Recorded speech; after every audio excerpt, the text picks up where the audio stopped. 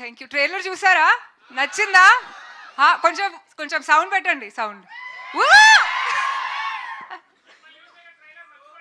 మర్చిపోయారా? మళ్ళీ పెడతారేమో. But thank you so much for being here, guys. This is our first big event that we're doing, and Hyderabad to of course మొదలు పెడుతున్నాము.